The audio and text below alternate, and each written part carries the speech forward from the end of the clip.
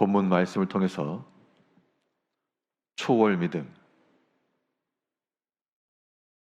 믿음이란 제목으로 하나님의 말씀 증거하겠습니다. 월반 제도가 있어서 저학년의 학생이라도 그 과정을 다 이해하고 뛰어넘으면 그 다음 단계로 넘어가는 그런 제도입니다. 넘어선다라고 하는 것은 결국 성장의 표징인데요. 우리 믿음의 신앙인들이 우리가 살아가는 삶 속에서 어떤 때에는 이제 좀 넘어서기도 하고 그 다음 단계로 올라가기도 해야 되겠는데 날마다 1단계만 머무르고 있는 우리들의 모습입니다. 현상 유지만 해도 잘하는 것이라 여겨질 정도로 어떤 경우는 또 한 계단 내려가서 더 약화되는 경우도 없지 않은데요. 이 믿음의 세계는 점점 내려가는 것이 아니고 하나님을 향하여 점점 올라가는 데 있습니다. 우리의 마음은 겸손하지만 우리의 모든 신앙적 표준과 그 행함이라고 하는 것은 현 단계를 뛰어넘어 점점 장성함이 이르러야 마땅할 것인데 이러한 초월의 믿음이라고 하는 것이 우리 삶 가운데 나타나려면 무엇을 넘어설 것인가?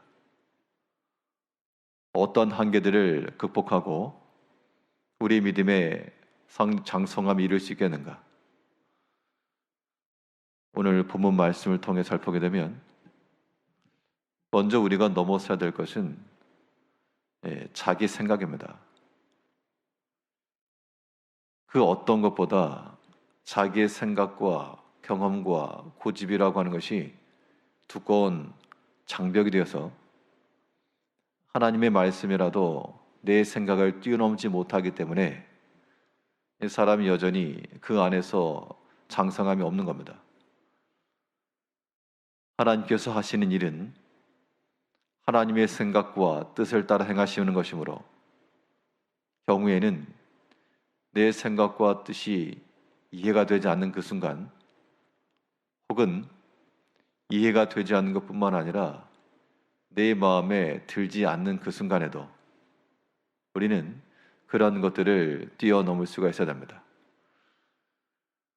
오늘 본문에서는 고넬료의 기도에 하나님 응답하시고 시몬 베드로를 청하여 그 가정에서 하나님의 말씀을 듣는 성경상에서 나오는 이 신방이라고 하는 이 분명하고 확실한 이 모습이 나타나고 있는데요.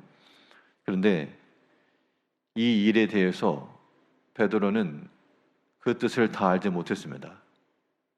도대체 이게 무슨 일인가? 어찌하여 이 일이 내 눈앞에 보였는가? 그것이 의아하게 생각했다 그랬습니다. 그런데 오늘 읽지 않았지만요. 10장 18절을 보게 되면 불러 묻되 베드로라 하는 시몬이 여기 유숙하느냐 하거늘 베드로가 그 환상에 대하여 생각할 때 성령께서 그에게 말씀하시되 두 사람이 너를 찾으니 일어나 내려가 의심하지 말고 함께 가라. 잘 몰라자는 겁니다. 어떠한 환상을 받고 이 도대체 무슨 뜻일까? 17절에서는 베드로가 본 바 환상이 무슨 뜻인지 속으로 의아해하더니 그러니까 자기의 생각에는 이해할 수 없는 일들이 일어났다 그 얘기입니다. 자기 생각 이해되지 않는 것 내가 이해되지 않는다고 해서 그 잘못되거나 틀린 것은 절대 아닌 겁니다. 근데 보통 사람이 자기 생각에 맞지 않으면 틀렸다라고 말하는 게 보통입니다. 사람이 다 자기 나름대로의 기준이 있기 때문에 내 생각이 다르면 다른 사람의 생각도 다르게 마련인데 거기까지는 미치지 못하고 다 자기 기준에 빠져 있습니다. 그렇기 때문에 그 자기 생각을 벗어나지 못함으로 여기에는 장성함이 없죠.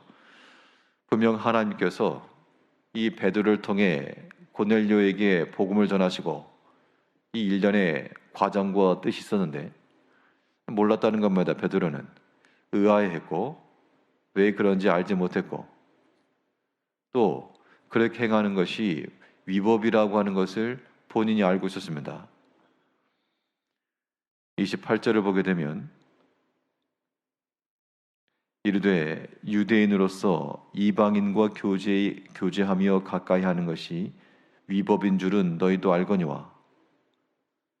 그러니까 그 당시만 해도 베드로의 신앙적 지식뿐만 아니라 그의 경험까지도 그러한 것들을 시도해 본 적도 없고 또 그것을 넘어서 보지도 않았고 위법인 줄을 본인도 알고 있었고 그런데 이 베드로가 이 고넬료를 찾아갔던 것은 단 한 가지입니다.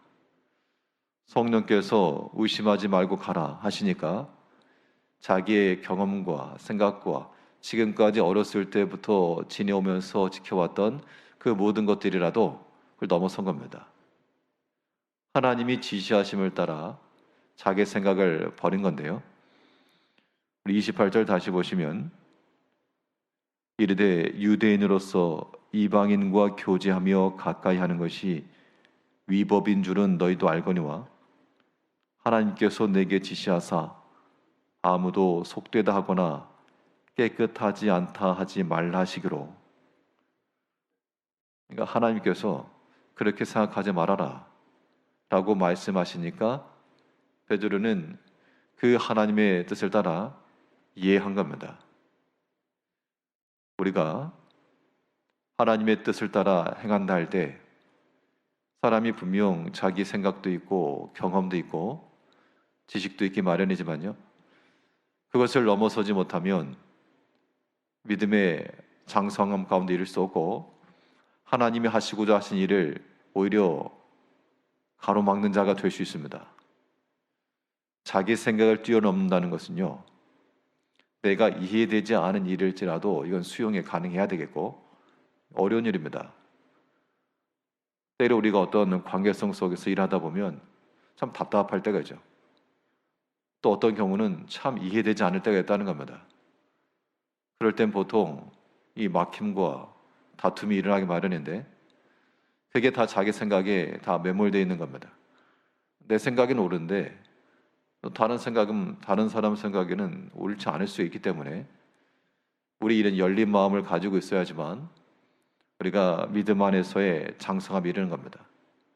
그러니까 자기 생각을 넘어선다는 것은 이해되지 않아서 때로는 답답함이 있고 때로는 분노의 마음이 일어난 그 순간에도 우리는 그 찰나적으로 하나님이 내게 지시하시는 바가 무엇인가에 대하여 우리는 묵상해야 됩니다. 또 내가 경험하지 않은 바에 대해서도 사실 이해되지 않는다는 것은 내가 경험해 보지 못했기 때문에 이해 못하는 겁니다. 당시까지만 해도 이 베드로는 유대인으로서 이방인과 교제하며 가까이 해보지 않았기 때문에 이걸 이해하지 못한 거죠. 그러나 자기 생각을 넘어설 때 하나님께서 하시고자 하신 일을 이뤄주는 겁니다. 또 뿐만 아니라 우리 무엇을 넘어서야 되는 거 아니?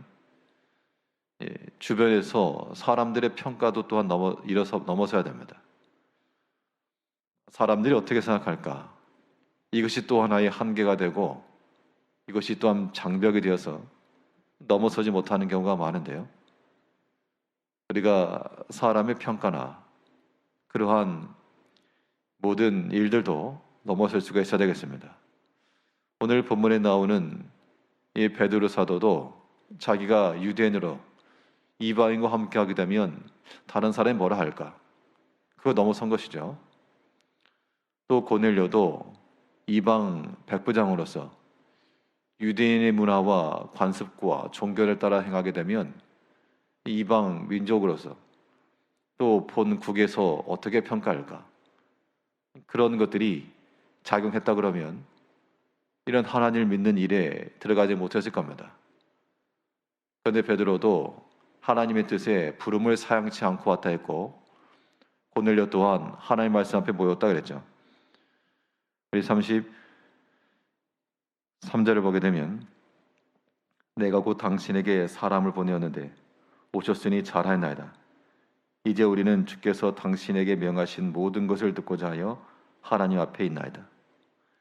그러니까 사람이 우리를 어떻게 여기고 평가하고 그게 더 중요한 게 아니었고 하나님 앞에 서서 그의 말씀을 듣고자 함이 그의 마음에 컸다, 그런 얘기죠.